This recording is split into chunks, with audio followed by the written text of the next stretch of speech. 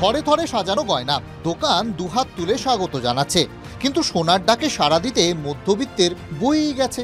কারণ আর কিছু নয়, সোনার দাম। গত বছর ধানতেরাস থেকে এবারের ধানতেরাস প্রতি 10 গ্রাম সোনার দাম বেড়েছে প্রায় 50,000 টাকা।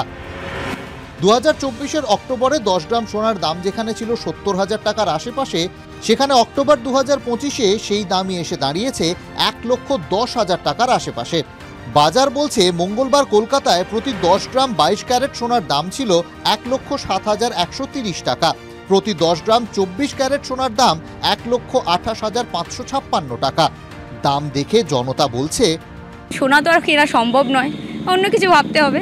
সোনার দাম যা আকাশ ছোঁয়া, অসম্ভব এখন। মানে আমাদের মতো মধ্যবিত্ত মানুষদের কাছে এখন অসম্ভব সোনা কেনা। যারা মেয়ের বিয়ে দেবে তাদের কথাই হচ্ছে বিশাল চিন্তা তাদের মাথায়। আমরা কি আর বানালাম কি না বানালাম কিছু এসে যায় না। যে কোনো অর্নামেন্টস করাতে গেলেই 2 লাখ টাকা 2.5 লাখ টাকা বলছে। একটা কানের দুল বা একটা গলার চেন করতে গেলেই 2 লাখ 2.5 লাখ টাকা বলছে, কিন্তু আমাদের পক্ষে সম্ভব না, সাধারণ মানুষের পক্ষে। ব্যবসায়ীরাও কম সোনায় অলংকার তৈরিতে মন দিচ্ছেন। পাশাপাশি কাজ যে আগের থেকে কমেছে তাতে কোনো সন্দেহ নেই। কাজ হারানোর ভয়ে আছেন কারিগররাও। বিয়ে দেওয়ার মতো যতটা লাইট ওয়েটের মতো সাধ্য মতো আমরা করতে চেষ্টা করছি। প্রচণ্ডভাবে ডিফারেন্স হয়েছে। এই ডিফারেন্সটা কিন্তু আমরা আগে যারা এতদিন ব্যবসা করেছি তারা দেখতে পাইনি। সাধারণ ব্যবসায়ীর থেকে বড় ব্যবসায়ী তারাও দিশাহারা। সবচেয়ে বেশি ইফেক্ট পড়েছে যারা শিল্পী, কারিগর, আর্টিজেন, তাদেরকে বাজারে খুঁজে পাওয়া যাচ্ছে না। আমরা খুব চিন্তার মধ্যে আছি, আমাদের ব্যবসা প্রচণ্ড খারাপ মধ্যে যাচ্ছে।